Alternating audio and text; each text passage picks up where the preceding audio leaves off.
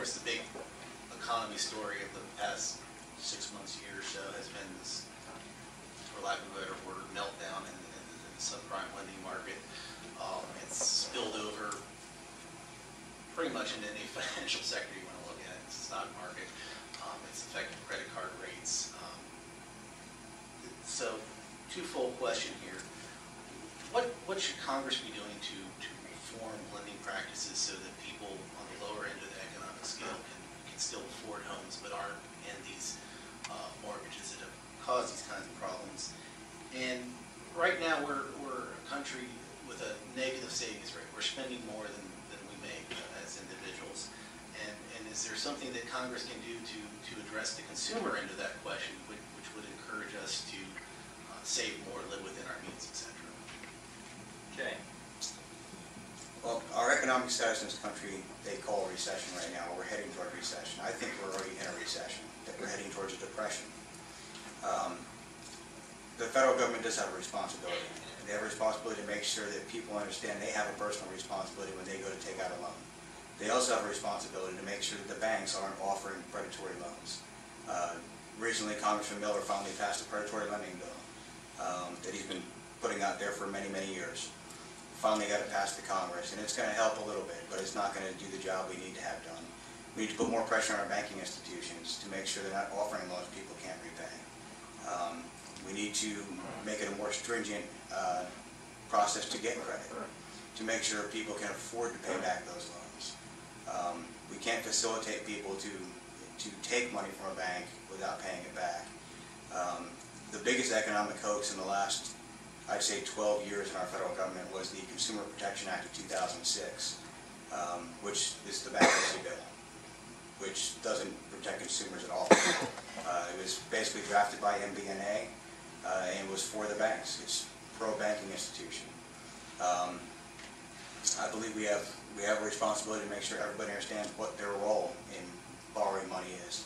We also need to put a stop to corporate welfare. CEOs get severance packages. The CEO from ExxonMobil just left and got a $300 million kiss on their cheek.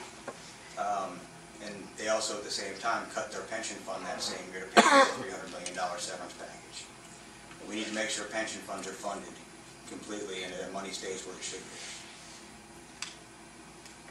Johnny. I'll share you something with you a little bit different. We've got to understand what money is, how it's created, and where it comes from. And regardless of all the dialogue that can take place, it will still go back to one thing. And that money is supposed to be under the Constitution created by the government.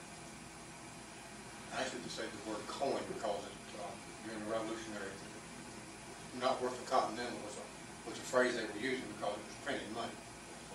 Printed money is easy to duplicate, which the British Crown did. So when we got away from the Constitution and turned it over to the Federal Reserve is not any part of the federal government any more than Enron was, or Halliburton, or Blackwater. They're a total separate entity. And so there is a problem there. The government doesn't create or distribute its own money. We're $9 trillion in debt. There's not $9 trillion in money printed.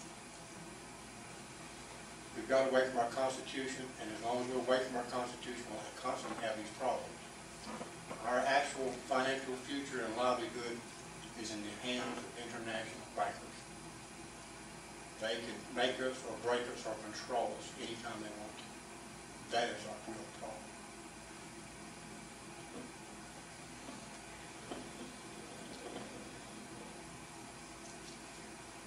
I think there are short-term measures that we can take to try to help the mortgage situation.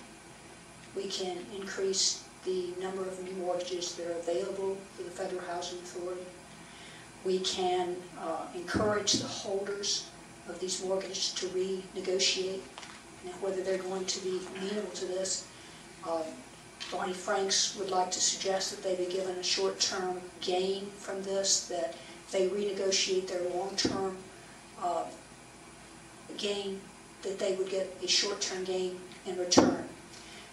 We need to increase liquidity in the mortgage market. We need to add money to help people not lose their homes. And this could be voted. And I believe that the legislature is now considering all of these moves. We also have to look at what we're going to do long term. And one of the entities that got us into this problem was the mortgage broker. The mortgage broker is something new in the system. It's not a regulated entity. And these people were paid per mortgage that they sold, which they then handed to the bank, which accepted what they had written on the piece of paper. And they were paid their $1,500 and they went home with no liability or risk involved. We need to regulate this. And I agree with Marty Franks, who suggested that we need a system of regulation similar to the United Kingdom's Financial Services Authority. We need a single regulating system that regulates all financial services. Right now we have 30 or 40 different entities. We have regulators, regulating regulators. So we need to make this make sense for everybody. We also need to change the amount of money that the FHA is willing to loan, willing to fund a house. Right now, the level is below, in many markets, what they're willing to give as a loan is below what the houses are costing. So whoever you are, you're having to go outside the FHA system. Then you go into a market that isn't as well regulated and isn't as well controlled, and then people get into trouble. If you put the regulation into place, you won't have subprime lending. You can require them to have a minimum down payment, 3%, used to be 20% for a certain amount, certainly I remember 10%, but we need to have a minimum down payment. We need to make sure that these people can fund this loan. And finally, one last thing, we need to change the securitization of these mortgages where they're packaged by the bank, they're sold to other entities, to investment bankers, all over the world. There are cities in Norway, there's a city in Norway that's going under because they carry subprime mortgages.